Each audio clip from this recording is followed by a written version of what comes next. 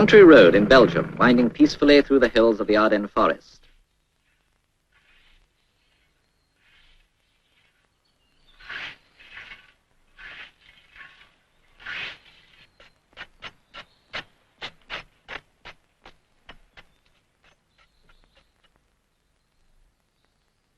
But from time to time, his peaceful life is ripped apart, and the road is now being got ready for different and exciting things.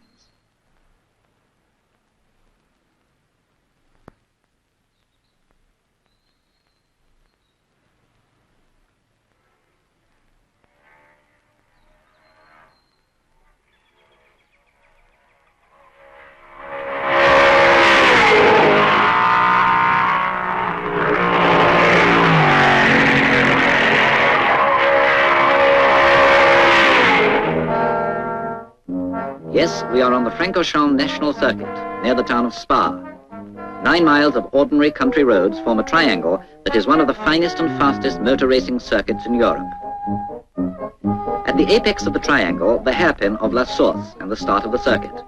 To the right, the curve at Bournonville, then Malmedy Corner and the fast Master Straight. At the foot, Stavelot Corner, and finally, past La Carrière and Blanchimont, the difficult climb to La Source and back to the grandstands again. This is the view of the start from the top of the Raidillon with the S-bend of Eau Rouge. The Raidillon is a steeply climbing right-hand bend, finishing in a hump back which sends cars leaping from the ground. At the top of a wooded hill, this sharp left-hander swings into the rapid drop to the footbridge at Bournonville and its fast right-hand curve. An easier stretch, and we are at Malmedy. The tyre marks burnt into the road surface show the line cutting the corner, but the blind approach makes it trickier to negotiate. On the downhill Master Straight, speeds of over 180 miles an hour are reached, before braking for Hollowell and Stavelot corners, which are taken together as one continuous sweep. The banking at Stavelot makes it a high-speed corner.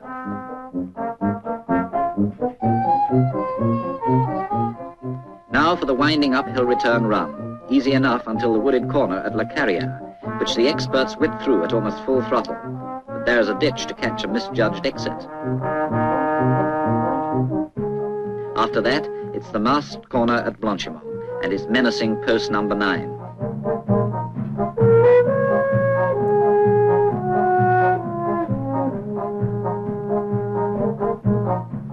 Then it's only a few hundred yards to the hairpin of La Source, where it's bottom gear and about 30 miles an hour for even the most experienced. The end of the 9-mile lap covered 36 times in the race in under 3 hours. The third and last day for practice, the day before the Grand Prix.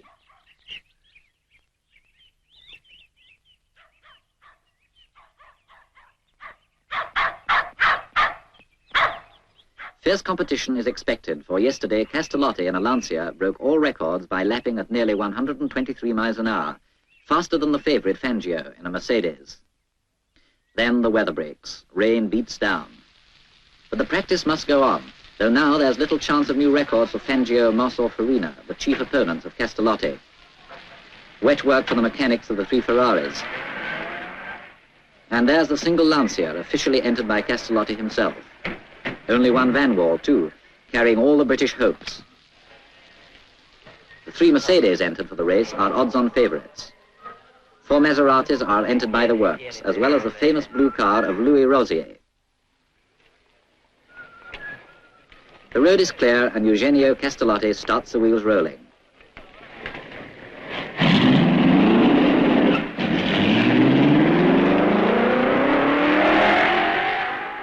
Sterling Moss is in the Mercedes training car, carrying the letter T.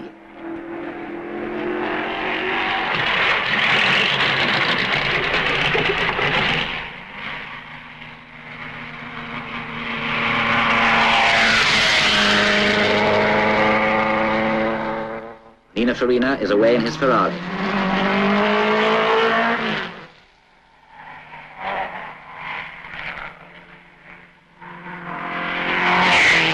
In this weather, nearly 5 minutes to do a lap. Castellotti should be round again soon. And And here he is, spinning up a fountain of water behind him. It's his first appearance at Francorchamps, and his performance is better than anyone dreamt. Here's Moss again, and a signal from team manager Neubauer to stop next time round. Tomorrow, this 9-mile lap will be covered 36 times, a distance of about 320 miles.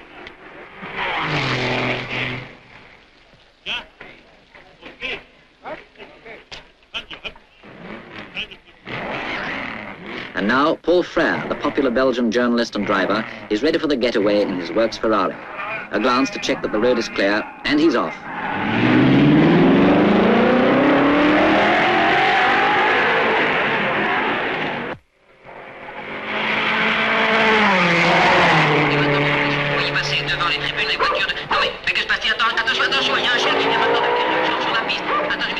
Pandemonium, a moment's flap while a wandering dog is chased off. Order restored, and the commanding figure of Neubauer signals Sterling Moss in to switch to the car he will drive in the race.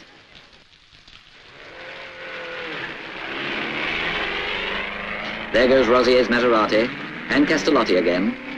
Fangio does a lap in the training Merc.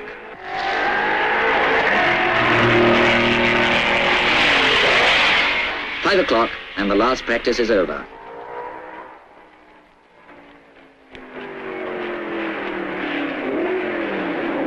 Uhlenhaut, Mercedes engineer and reserve driver, slows up at his pit, where Carl Kling joins him. No smiles from Monsieur Backen and Monsieur de Harley, president and secretary of the organizing committee. If it rains at all in these parts, say the locals, it rains for a solid week.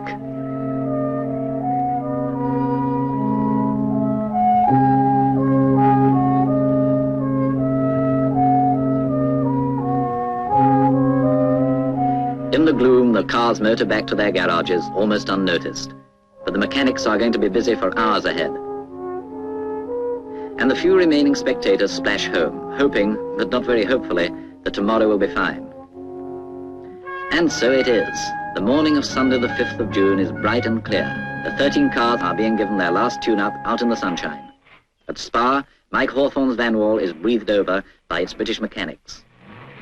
The Maserati stable has entered 4 cars, whose drivers are Padisa, Musso, Mieres, and the great Frenchman Jean Vera, here with his compatriot Rosier. Sterling Moss had promised his private Maserati to the Belgian Johnny Klaas, but no amount of advice is going to get it on the road for this afternoon. In a garage at Stavelot, the new Squalo Ferraris get their final spit and polish. The team drivers are Tronsignan, Frere, and the veteran Nino Farina, the doctor. The obliquely set engine and outboard tanks are the distinguishing features of Castellotti's Lancia.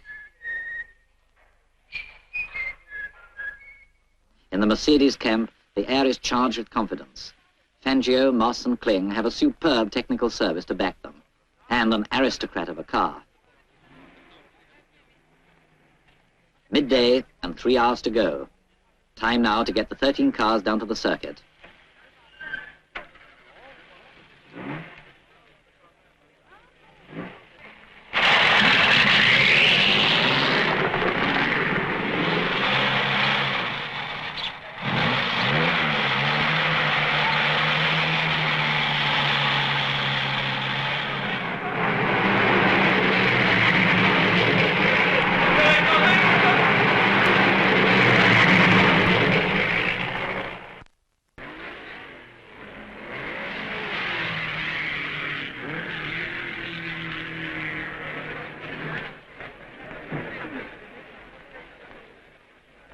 The Lancia and the Maseratis are lined up in front of their pits.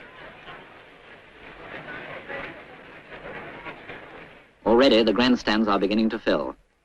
At the clubhouse of the Royal Automobile Club of Spa, there's a brisk trade in aperitifs. Monsieur de Keyser, president of the Belgian national team, arrives. Monsieur Sven, course administrator, and Monsieur Vos, president of the club. Jacques Soiters, Belgian driver, on the right there.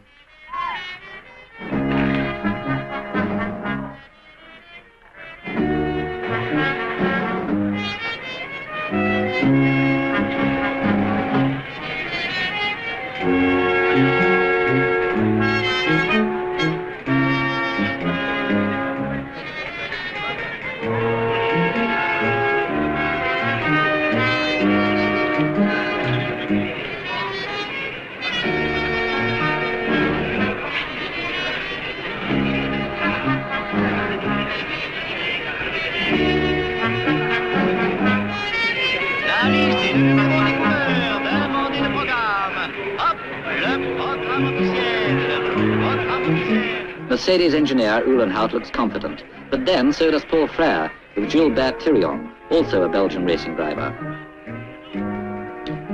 Trintignant, Ferrari driver, and Ugolini, team manager, radiate optimism too. Under that check cap is Jean Barra.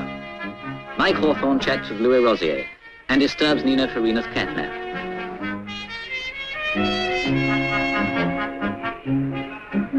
Fangio and Meres fans pull out the stops to whip up support.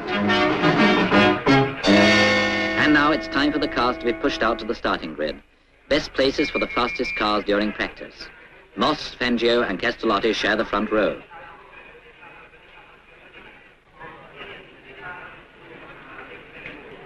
Now Sterling Moss puts on his spare goggles, watched by Madame Fangio.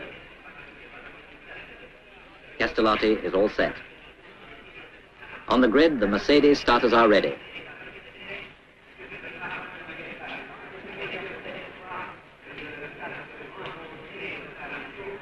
The moment is near. The drivers walk out to the grid. By tradition, the briefing is on the track itself.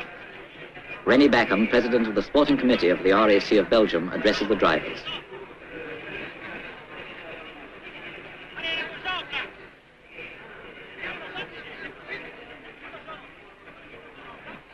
"5 minutes to go.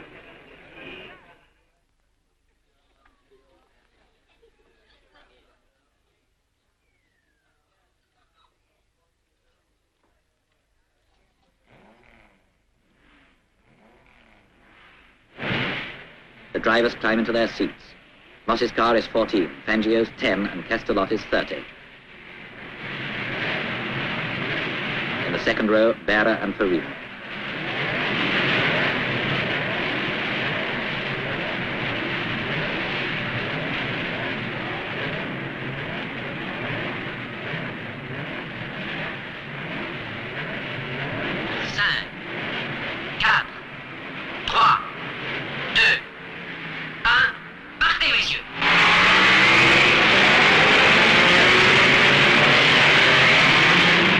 At Rideyong, Fangio is in the lead in front of Castellotti and Moss in third place. And then the field.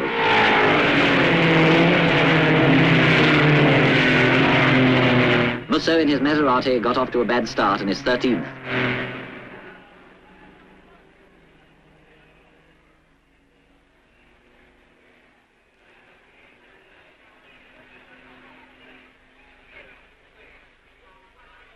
Vernonville, 2.5 miles on. Fangio has the lead still, but Moss has taken second position from Castellotti in front of Kling, Barra and Farina. Then Hawthorne, Trintignant, Meres, Pediza, Rosier and Musso. Master, always Fangio in front of Moss and Castellotti. But Farina has passed Barra.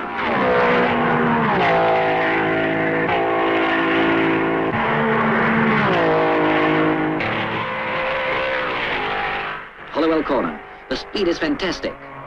Fangio is first into Stavelo. Moss follows, and the rest comes scorching behind.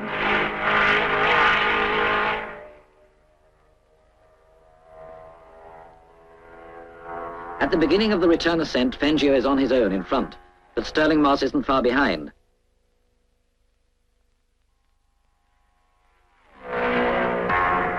La Carrière. First Fangio, second Moss.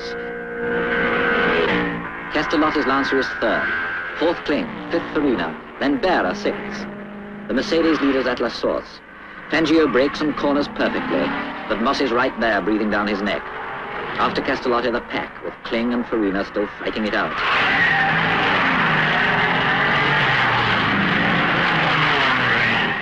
First lap by Fangio in 4 minutes 36 seconds, 115 miles an hour.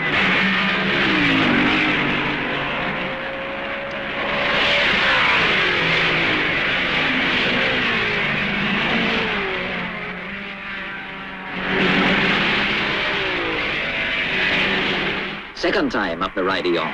Fangio in front of Moss. Farina has seized fourth place from Kling's Mercedes. Farina hammers away. At La Carrière, the Ferrari is coming up behind Castellotti. Kling, Barra and Frère are struggling for fifth position. The hairpin at La Source again. From over 100 miles an hour down to below 30 in a few yards. This corner is a classic test of driving skill.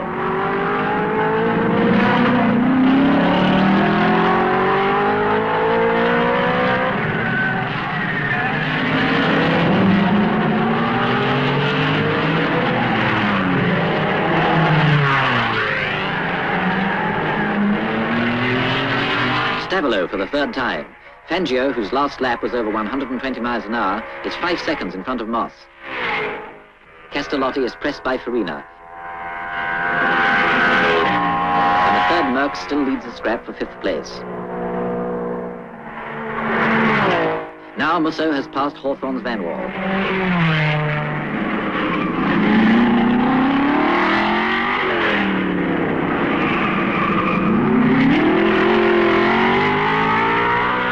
End of lap 3.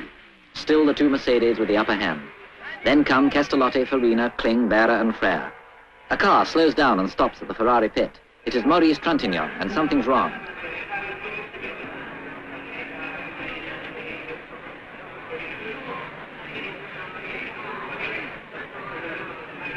Off with the cowl and check plugs, while Trintignant tensely counts the seconds.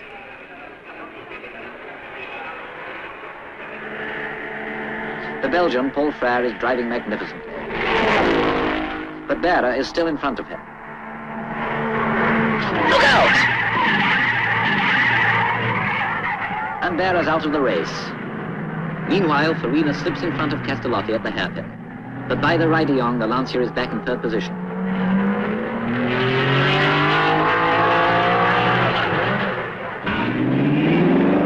Trintignant's in the race again, but exactly 1 lap behind his previous position. He slows down at Eau Rouge for Frère, who has passed Kling and is now lying 5th.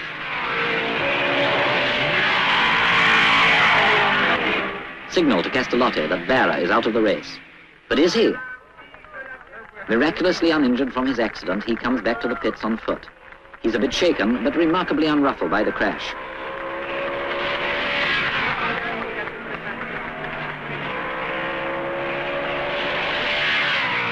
He's putting on his helmet again. It looks as if he's going to take over one of the other Maseratis.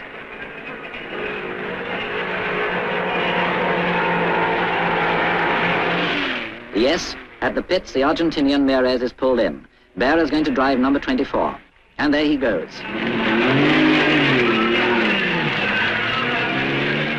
For Mieres, the race is over.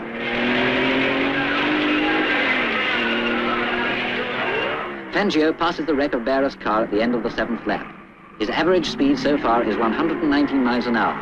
Moss remains only 5 seconds behind him.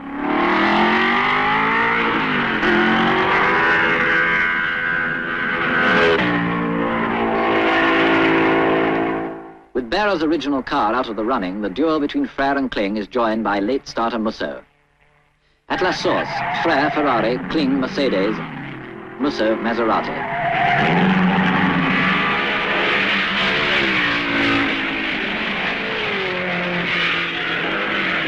Now Kling puts on a spurt and passes the Belgian driver. On the 8th lap, Musso forces and overtakes both Frère and Kling. The cars are airborne at the summit of the Raidillon.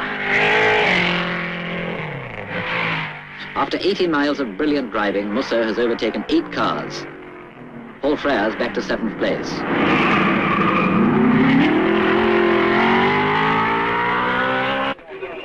End of lap 9. Hawthorne's Van Wall has been losing oil and has stopped at the pits. It's a broken oil pipe and nothing can be done about it. The British team have to take the melancholy decision to abandon the race. Rosier is in 10th position, and Fangio, just about to lap him, has put up the fastest lap time ever of 4 minutes, 22 seconds, nearly 121 miles an hour.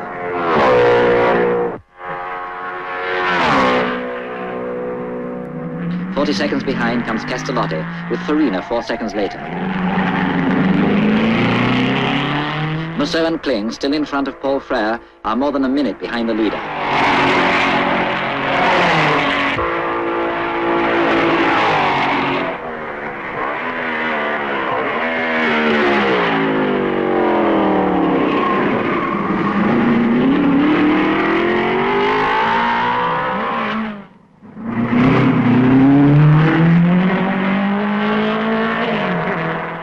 By a piece of fine driving, Kling passes Musso at Malmedy.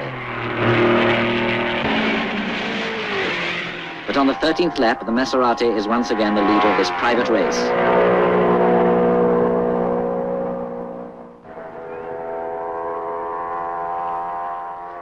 Fangio is keeping up a fantastic average speed, now over 120 miles an hour.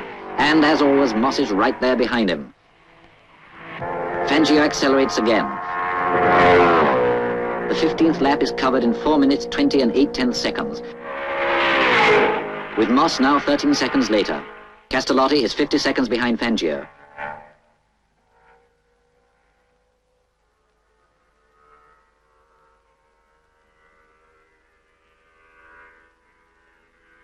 But it's not Castellotti, it's Farina passing. Nino Farina is third. Castellotti must be in trouble.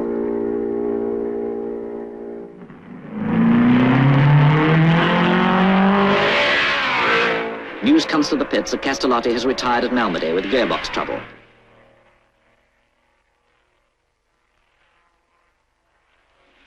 So now Kling and Musso are fighting for fourth place.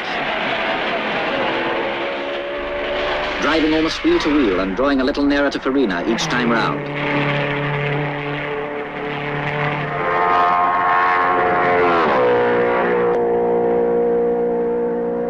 The halfway mark and a new lap record for Fangio. 4 minutes 20 and 6/10 seconds, 121.9 miles an hour. Moss gets a pit signal to maintain his speed. And here's Musso once more in front of Kling. Farina's lead on this pair is down to 3 seconds.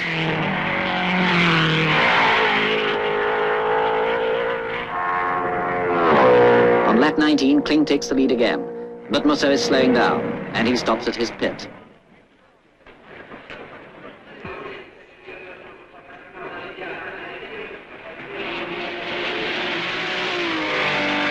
Paul Frère goes through into 5th place.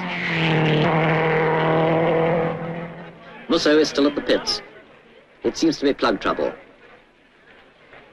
The seconds tick by, but at last he's away.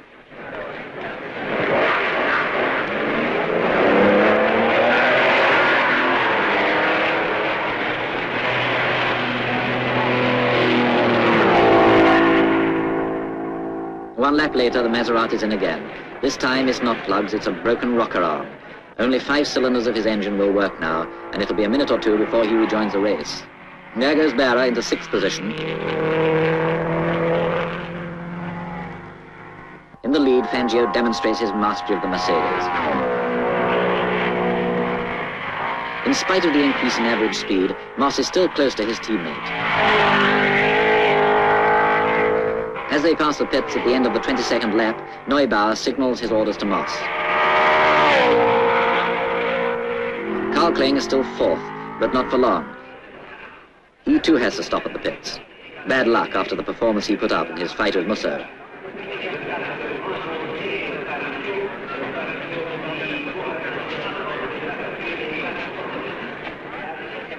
The technicians confer without much hope. An oil union has broken and there's no chance of going on.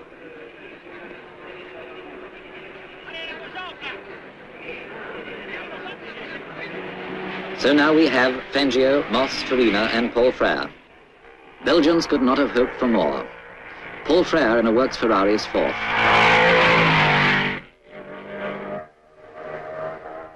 For some, it's now time to relax and enjoy the scenery.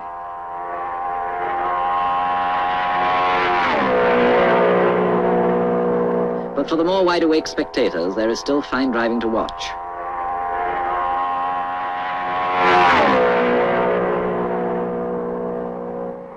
Speeds are reduced a little now, for the road is getting slippery with rubber and oil left by the cars.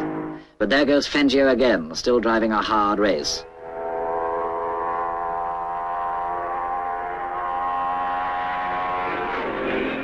In their glass box, Commandant Lameau and his timekeepers check the passage of each car and calculate the average speeds. This race is creating a new set of records, all over 119 miles an hour. The Mercedes procession continues. Moss has come up to within 7 seconds of the leader.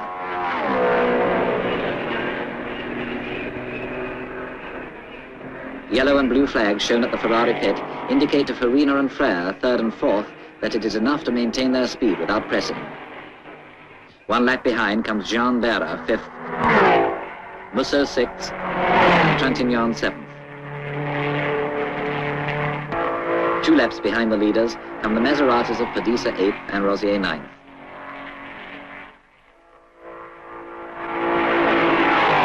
These two cars have not been parted throughout the race. Only 6 laps to go. Nothing to report in the past half hour. But you wouldn't think so watching the Argentinian commentator broadcasting to Fangio's supporters in South America. He started talking nearly 3 hours ago, and the marathon has another half hour to run.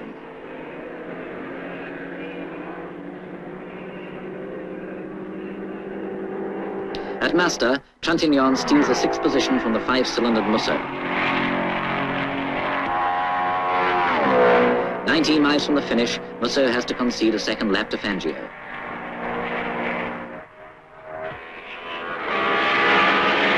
The last lap. Trintignant guns his Ferrari and avoids being overtaken by the leader for the second time.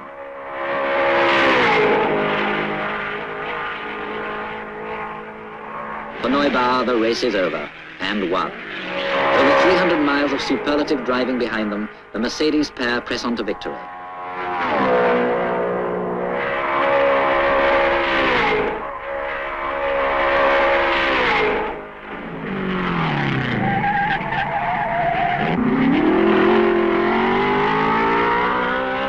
And Monsieur Backen's checkered flag puts the seal on Fangio's win. And there he goes on his tour d'honneur. 8 seconds later, and it's Sterling Moss in second place. And while the other cars are stopped at the pits, the 2 Mercedes take their bow around the circuit.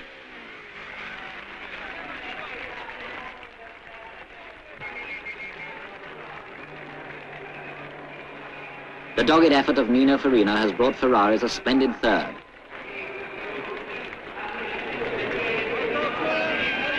Paul Frère is 4th, the best Belgian performance for years. Neubauer prepares to welcome the victors.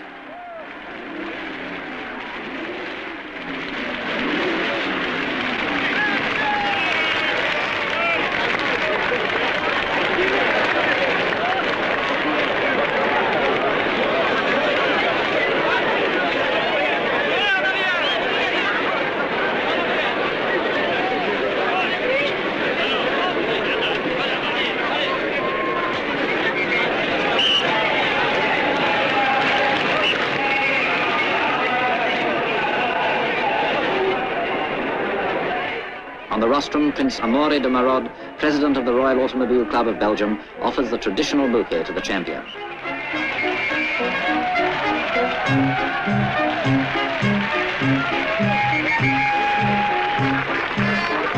Now the Challenge Cup for Fangio, the crown of an unforgettable day and of a Belgian Grand Prix high in the tradition of the great Francorchamps circuit.